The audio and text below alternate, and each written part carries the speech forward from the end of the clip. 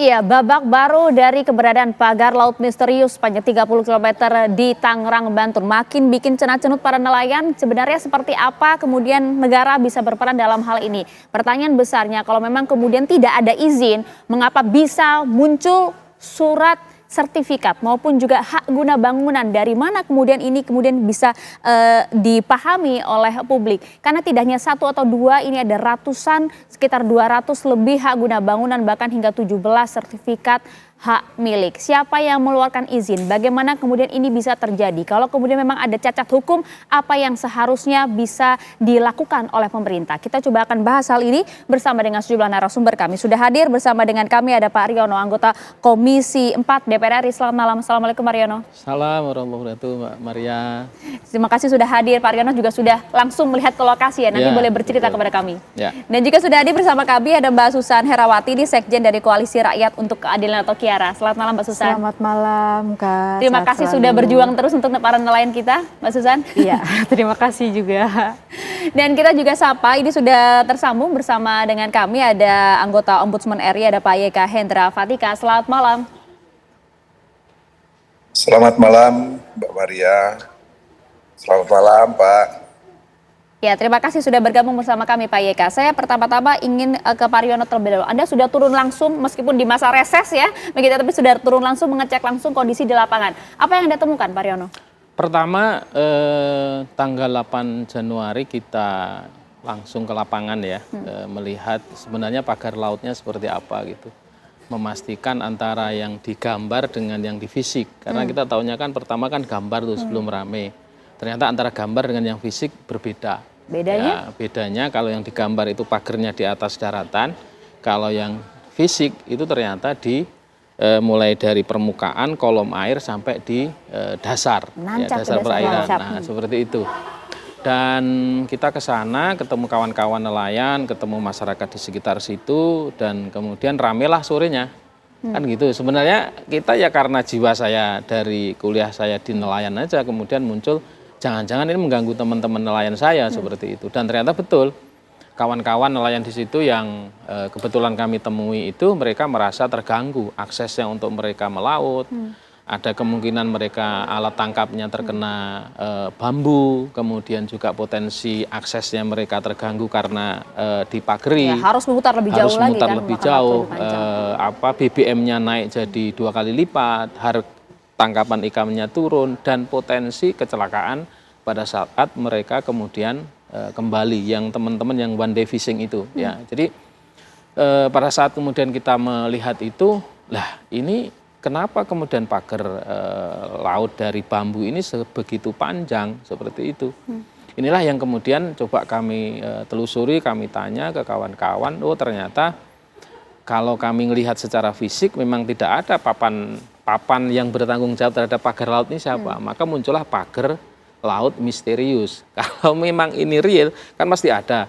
Ini punya siapa, anggarannya berapa, kapan waktunya, penanggung jawabnya siapa. Lah ini nggak ada di situ. Ya itu yang membuat kemudian publik melihat ini menjadi sesuatu yang misterius. Nggak ada kan karena memang tidak ada izinnya pula Pak. Laut kemudian boleh dipagari begitu saja. Nah, akhirnya tanggal 9 Januari, begitu ramai tanggal 8, akhirnya kan 9 Januari kita apresiasi lah kawan-kawan KKP ini ya. Mereka sudah melakukan tindakan mengecek secara langsung, KKP RL-nya nggak ada di situ. Zonasi dari Tanjung Pasir pelabuhan sampai yang terdekat itu 3,7 kilo, ya yang paling pinggir. Itu kan kalau mengikuti zonasi wilayah tata ruang laut itu bukan untuk kepentingan bukan untuk kepentingan yang lain-lain, itu adalah zona budidaya perikanan bagi masyarakat di sekitar situ. Nah ini KKP sudah memastikan tidak ada izin KKP RL-nya, kemudian menjadi semakin kemana-mana karena sampai sekarang tanggal 20 berarti 2 pekan nggak ada yang ngaku. Ya, ini bahkan muncul kabar lagi, nampaknya ini ada obral HGB di perairan Tangerang karena jumlahnya tidak 1-2 saja Pak Riono. Ratusan bahkan ya. Ya satu kepentingan saya, kawan-kawan di TNI Angkatan Laut atas perintah Presiden, kemudian KKP juga ada perintah Presiden, ini biar nggak semakin berpolemik lama, akhirnya ada proses yang dilakukan oleh teman-teman Angkatan Laut, ini membuat kawan-kawan nelayan sana seneng gitu kan, karena ada sebagian yang kemudian mulai terbuka, 2 kilo itu mulai terbuka. Ini untuk akses kawan-kawan nelayan bisa lebih cepat. Kemudian yang kedua, kita pastiin bahwa karena tidak ada izinnya berarti itu adalah tindakan yang melanggar hukum, melanggar ketentuan berkaitan dengan izin-izin pemanfaatan tata ruang wilayah laut, ya, baik itu di PP 21 ataukah di Permen KP yang mengatur tentang penggunaan wilayah laut, itu ternyata tidak ditemukan. Seperti itu, Mbak. Iya, Mbak Susan, apakah Anda juga kemudian, Anda yang berada di lapangan langsung bersama juga dengan para nelayan dan juga melihat kondisi di lapangan, Anda kan juga mengetahui bahwa ini nampaknya ternyata sudah ada hak gunanya, Mbak?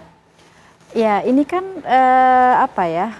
menjadi sedemikian ramai karena juga ada hal yang kemudian menurut kami agak aneh gitu ya. Karena kan kita tahu di September 2024 itu kan udah ada turun kan. Betul. Harusnya kalau sedari awal itu prosesnya diketahui oleh kita semua, tidak harus menunggu seramai ini gitu ya. Artinya jujur aja gitu kalau kemudian HGB-nya sudah terbit gitu ya, atau memang yang kita takutkan sebenarnya kalau kemarin ini jangan-jangan 20 hari disegel, KKPRL-nya mau diurus gitu ya. Artinya tadi dia, kan kita sudah bilang kemarin ini tuh ujungnya adalah penimbunan pantai sebenarnya. Arahnya ke sana ya? Arahnya ke sana, karena kita lihat, mungkin kalau kita lihat dari tadi Pak Riono menyampaikan bahwa memang konstruksi pagar ini agak berbeda gitu ya, agak bukan sebatas untuk breakwater yang awalnya gitu, karena kemudian ini jadi kotak-kotak gitu ya, kemudian juga ada pemberat. Ini tentu kalau kita lihat ujungnya adalah penimbunan gitu ya, penimbunan atau reklamasi gitu ya. Nanti baru kemudian HGB ini sebenarnya bisa difungsikan gitu ya. Nah, ini yang sebenarnya kita sudah sampaikan beberapa waktu lalu. Andaikan pada saat itu gitu ya, ketika ramai sudah terbuka saya menemukan itu karena ada yang cari ahu juga ternyata. Ada 2 nama perusahaan, dan tadi dia ada ratusan kan, satu perusahaan aja itu ada 230 lebih. Gitu ya, HGB gitu ya, terus udah gitu ada sertifikat juga gitu ya. Artinya memang kalau sedari awal ini sudah dibuka ke publik, mungkin kita nggak akan selamai ini. Kita nggak akan sedemikian marahnya gitu ya kepada para pemangku kebijakan gitu. Karena baru-baru ini kan juga Menteri ATR juga menyatakan ya minta maaf, tapi ya ini menjadi atensi kita bersama. Kalau laut aja bisa keluar HGB gitu ya, mekanismenya mau seperti apa gitu. Tadi kalau bicara konteks peruntukan ruang, tadi dia kan jadinya timpang ya. Satu perusahaan bisa memiliki 200-an lebih HGB. Sedangkan nelayan, tanya Pak Riono, kalau mau ngurus sertifikat, dihalang-halangi itu banyak banget gitu. Jadi ini ketimpangan yang terjadi di pesisir. Oke. Ketimpangan yang terjadi di pesisir. Pak Yeka, respon Anda soal hal ini Pak Yeka? Terkait terbitnya HGB tadi di Desa Kot, memang potensi maladministrasinya tinggi sekali. Dan itu sangat mudah untuk bisa dibatalkan karena dia berdiri di wilayah laut, terus juga pengusulnya adalah sangat mencurigakan, dan saya yakin sebetulnya Menteri ATR BPN dapat dengan mudah seharusnya bisa membatalkan SHGB yang seperti ini. Begitu Mbak Maria. Iya, ini sangat mudah kemudian untuk dibatalkan karena memang kalau kemudian nanti ditemukan bahwa ini cacat hukum begitu ya. Tapi pertanyaan publik gitu ya, mengapa baru sekarang ya Pak Yeka ya? Mengapa baru sekarang diketahuinya? Sebetulnya kalau informasi ini Ombudsman sudah tahu sejak tanggal 5 Desember ketika kami ke lapangan. Namun Ombudsman menyusun strategi bagaimana mengadvokasi agar penyelenggaraan pelayanan publik ini dapat kembali kepada sedia kala. Nah, strategi kami pada intinya mendorong agar bambu ini segera dibongkar terlebih dahulu. Dan alhamdulillah saat ini sudah dibongkar meskipun baru beberapa kilometer. Mudah-mudahan tidak dalam waktu lama semuanya bisa dibongkar. Dan yang kedua, setelah dibongkar berarti tugas berikutnya mengusut siapa yang berbuat seperti ini. Dan dalam konstruksi untuk mengusut ini, maka kami melihat persoalan HGB yang 300 hektar di Desa Kohot serta adanya 1.500 pengajuan yang sudah diajukan oleh sekelompok atas nama masyarakat, ini pun juga patut dicurigai dimotori oleh penggerak-penggerak yang memang memagari laut yang saat ini sekarang sepanjang 30 km tersebut. Nah, namun investigasi Ombudsman itu kan dalam rangka penyelenggaraan pelayanan publik. Nah, ketika misalnya sertifikat ini dinilai bermasalah dan ATR BPN-nya misalnya memiliki kesepahaman bahwa ini bermasalah dan mereka mau mencabutnya, nah, saya pikir itu menjadi lebih baik gitu. Tugas Ombudsman menjadi lebih mudah tentunya. Oke, tapi kemudian kalau memang sudah diketahui oleh Ombudsman sejak Desember begitu ya, sejak beberapa waktu lalu, tapi kemudian mendapatkan data juga tidak, siapa sih sebenarnya yang memberikan izin ini, siapa yang kemudian bisa mengeluarkan banyak sekali HGB di Kementerian ATR BPN ini, Pak Yeka?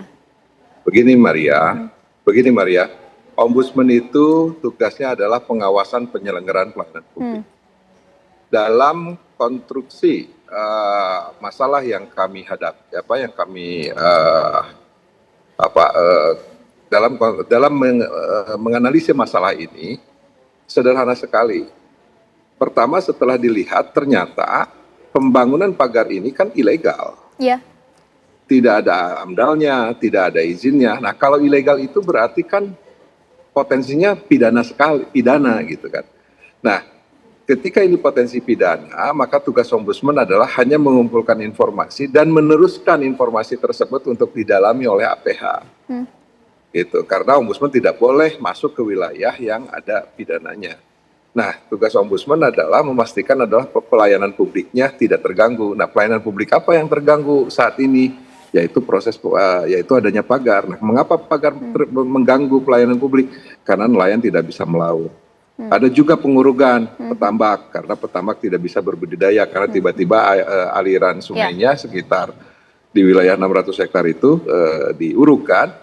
Nah, tugas Ombudsman di situ. Nah, potensi-potensi informasi yang mengarah kepada pidana sebenarnya dapat dengan mudah ditemukan di lapangan kalau kita mau mengusutnya. Itu kepala desa semuanya itu pasti tahu betul gitu. Nah, cuma kita mau nggak? Nah, tugas Ombudsman hanya menyampaikan informasi-informasi atau keterangan yang ada di masyarakat, disampaikan ke instansi ataupun stakeholder terkait, dan silahkan, karena ini pelanggaran pidana, ya mereka lah yang harusnya ke depan, bukan Ombudsman. Gitu. Iya, informasi-informasi itu yang kemudian ingin kita ketahui, Pak Yeka, karena Ombudsman kan juga nanti ujungnya dari hasil pengawasan tersebut kan adalah rekomendasi itu tadi ya. Pertanyaan berikutnya mungkin begini Pak Riono, apa yang kemudian akan dilakukan oleh DPR setelah mengetahui berbagai fakta, bukti-bukti dan juga kemudian data-data yang sudah dimiliki oleh Ombudsman dan juga beberapa rekan-rekan kami seperti Mbak Susan dan kawan-kawan. Dijawabnya nanti ya, sesaat lagi. Kami akan jeda terlebih dahulu.